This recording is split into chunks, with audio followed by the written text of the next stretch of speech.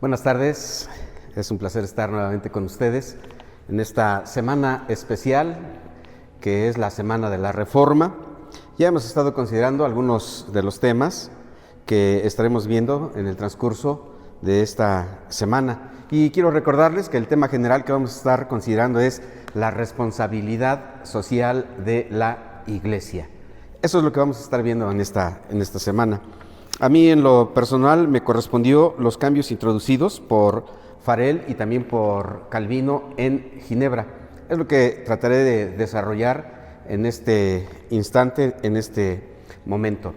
Cuando el Evangelio llegó a Ginebra, Dios usó a Farel, precisamente a Guillermo Farel, para llevar el mensaje del Evangelio.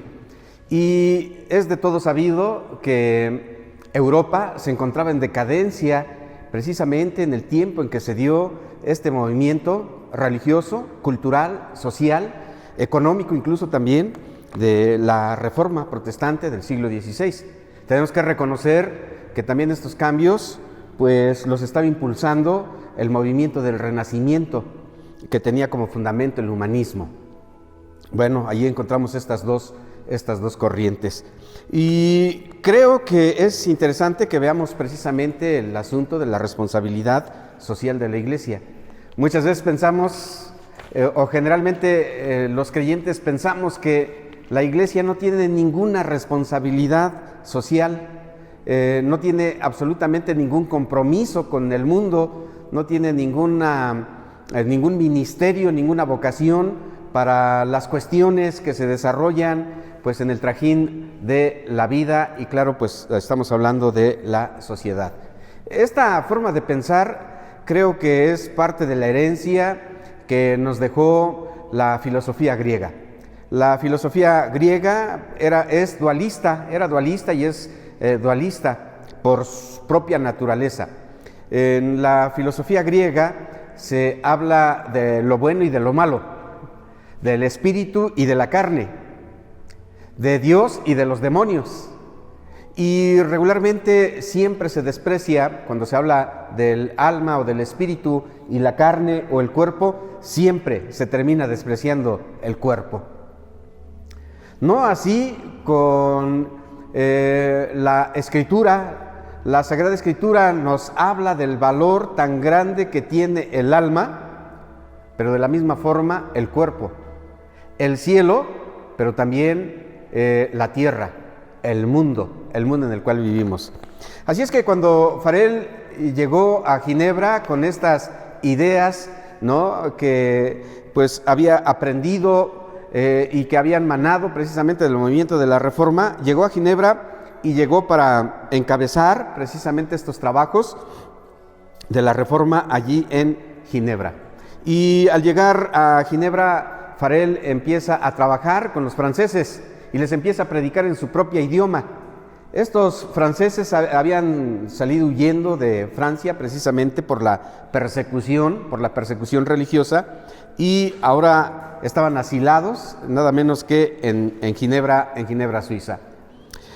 No había quien les predicara y llega Farel para precisamente predicarles, para hablarles en su propio idioma. Y tan pronto como llega, entonces empieza a hacer algunos cambios. Hay algunos cambios y se empieza a ordenar la vida de los ciudadanos. Empezó con cambios muy radicales. Empezó a prohibir los bailes que se celebraban allí en Ginebra y que eran bailes en las calles. La policía ahora era responsable de mantener el orden en las calles. Ya saben ustedes que desafortunadamente los cuerpos policíacos, pues al paso del tiempo empiezan a corromperse y empiezan a permitir, ¿no?, ciertos vicios dentro de la sociedad, ciertos delitos dentro de la sociedad. Así es que Farel también puso cuidado en esta situación. Se reglamentaron los horarios en los cuales las cantinas podrían estar abiertas y claro, pues al servicio de la gente. Igual también se reglamentaron los juegos, pero definitivamente quedaron prohibidos los juegos de azar, los naipes y todo ese tipo de situaciones. Igual como aún en nuestros días, ¿no? Llega a pasar, el nombre de Dios se toma en vano, se blasfema en el nombre de Dios, así es que quedó estrictamente prohibido. En el horario del sermón, o sea, estamos hablando del domingo en el culto, pero también entre semana quedaban prohibidas las bebidas alcohólicas y claro, también el servicio de las cantinas. Se hizo ilegal vender pan y vino a precios por encima de lo estipulado. O sea, se trataba de terminar con los acaparadores, ¿no?, que se aprovechaban para vender a precios exorbitantes sus productos. Igual también pasó a ser obligatorio la asistencia a los cultos el día domingo. Todo ciudadano de Ginebra tenía la obligación de ir a escuchar el sermón, de lo contrario pues eran castigados con una multa. Y aquí también hubo otra situación que me parece que hay que resaltar, porque por primera ocasión en Europa se dio el caso de que la instrucción pública era obligatoria.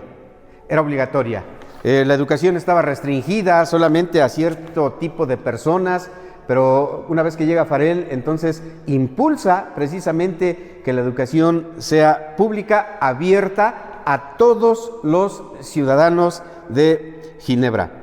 Claro, hubieron algunas personas que no estuvieron del todo de acuerdo con estos cambios tan radicales que estaba imponiendo precisamente Farel allí en Ginebra. Así es que hubo un grupo que se oponía, un partido que se oponía a pues las ideas y a las acciones de Farel y del consejo que gobernaba precisamente Ginebra.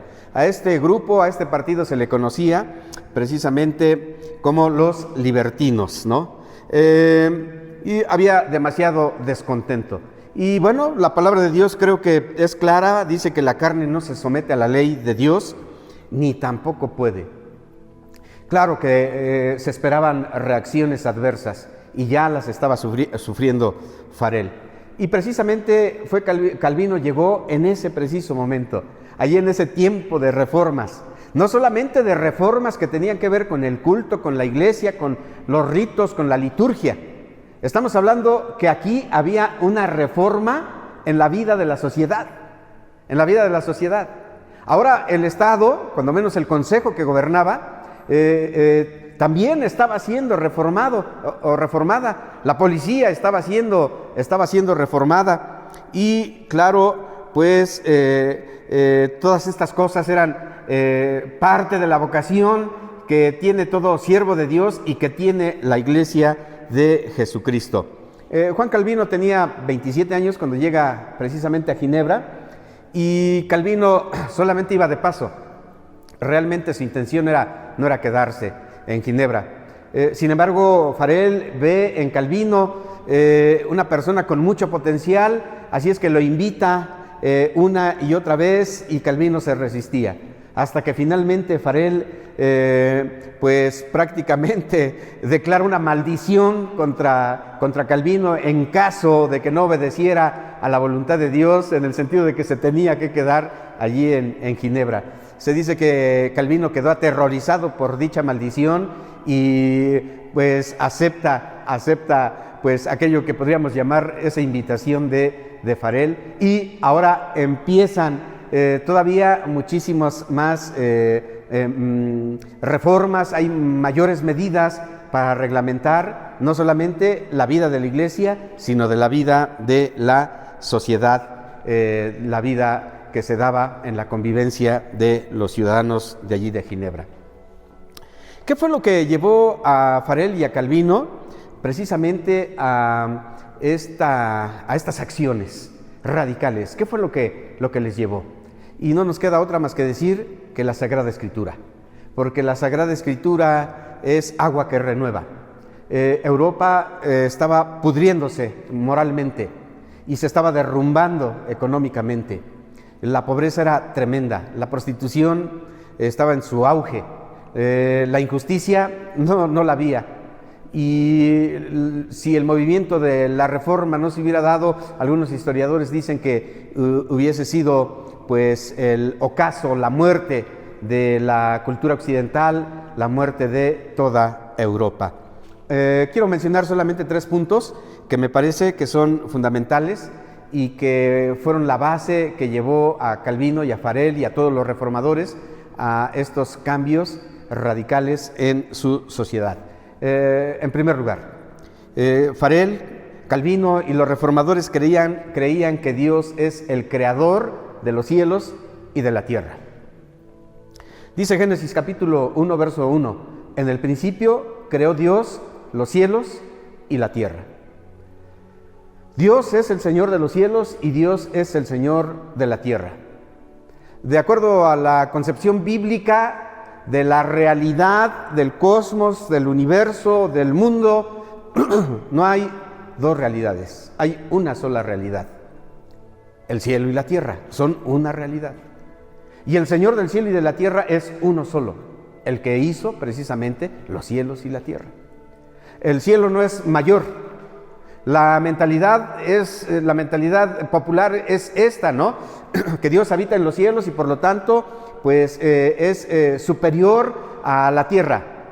Como si la tierra no perteneciera al reino de Dios, como si no estuviera bajo el control de Dios, como si no estuviera bajo la autoridad de Dios.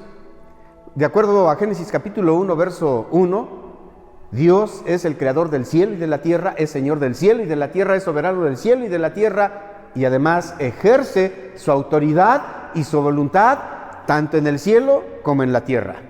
Me recuerda al Padre Nuestro: hágase tu voluntad, así como en el cielo, también en la tierra. Para Dios existe una sola realidad. ¿Es importante el cielo? Sí. Es importante también la tierra. Es importante el espíritu, el alma, pero también es importante la carne, el cuerpo. Segundo fundamento que me parece que de alguna manera sirvió de base precisamente para las acciones de Calvino y de Farel. Dios Hijo, redentor del alma y del cuerpo. La idea popular, incluso evangélica, muchas iglesias evangélicas así lo piensan, es que Cristo vino a redimir el alma. Cristo vino a morir en la cruz del Calvario para salvar el alma de los seres humanos. La realidad es que cuando Cristo vino a este mundo, vino para redimir al hombre total. Sí, su alma, pero también su cuerpo, también su carne. Para Dios, para Jesús, era tan importante el alma o el espíritu, así como la carne y así como también el cuerpo. La mentalidad dualista griega que después la Iglesia Católica Romana abrazó, nos dice que el espíritu es bueno, el alma es bueno y que la carne, el cuerpo es malo. De acuerdo a la Sagrada Escritura no es así. Dios creó el cuerpo, por cierto. Dios creó la carne.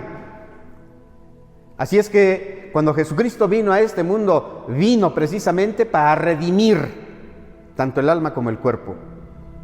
Vino para redimir. Sí, todo lo que tiene que ver con mi vida espiritual, pero también todo lo que tiene que ver con mi vida aquí en este mundo. Esto creo que es muy importante que lo recalquemos una y otra vez. Quiero leer un pasaje de la Escritura, allí en Mateo, solamente para reafirmar lo que estoy diciendo. Dice: recorría Jesús todas las ciudades y aldeas, enseñando en la sinagoga de ellos y predicando el evangelio del reino, y sanando toda enfermedad y toda dolencia del pueblo. Jesús predicaba el evangelio, predicaba sobre la necesidad del arrepentimiento, predicaba sobre la necesidad de la salvación del alma, pero dice la palabra de Dios que también sanaba y curaba toda dolencia. Dios se preocupa por el cuerpo, Dios se preocupa por los problemas, por los asuntos de este mundo.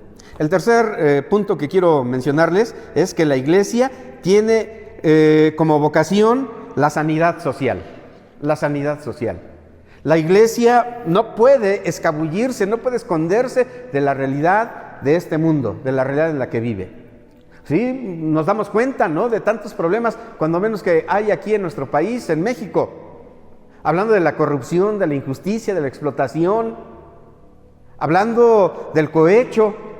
O sea, nos damos cuenta y eso a los creyentes en Jesucristo nos asfixia.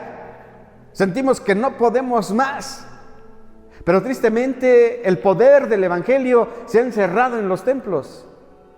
Y el plan de Dios, hermanos, es que la luz del Evangelio, lo salutífero del Evangelio corra por las calles, vaya por las ciudades, por las colonias, por los pueblos, llegue a las escuelas, a las universidades, a los hospitales, llegue a los centros penitenciarios, llegue a todos los ámbitos de la vida. Igual la palabra de Dios nos habla precisamente de esta vocación que tiene la iglesia. Jesús manda a sus discípulos, ahora en Mateo capítulo 10, verso 8, y le dice a los discípulos, le dice a los creyentes: sanad enfermos, limpiad leprosos, resucitad muertos, echad fuera demonios, de gracia recibiste, dad de gracia. La iglesia tiene como vocación ir a la sociedad y sanar esta condición de podredumbre en la cual se encuentra nuestra sociedad, en el cual se encuentra la política, en el cual se encuentra el magisterio, en el cual se encuentra el arte, en el cual se encuentra el deporte, en el cual se encuentra, tristemente, prácticamente en todas las áreas de la vida. Es la vocación de la iglesia. La palabra santa nos dice que Jesús le dijo a sus discípulos, nosotros: vosotros sois la luz del mundo, somos luz del mundo, somos sal de la tierra. Tenemos que ir al mundo, tenemos que ir a la tierra, debemos de salir de nuestros claustros y debemos de llevar las buenas nuevas al mundo, a esta sociedad que, igual que en aquel tiempo, se está muriendo, está agonizante. La realidad es que necesitamos, como creyentes, asumir nuestra responsabilidad, nuestra vocación. Pues, amados hermanos, amigos, creo que queda claro que tenemos un compromiso no solamente de ver por nuestra alma, sino también de ver por la sociedad y por los problemas que a esta pues están atacando. Que el Señor les bendiga. Espero que haya sido de bendición para ustedes esta exposición. Bendiciones.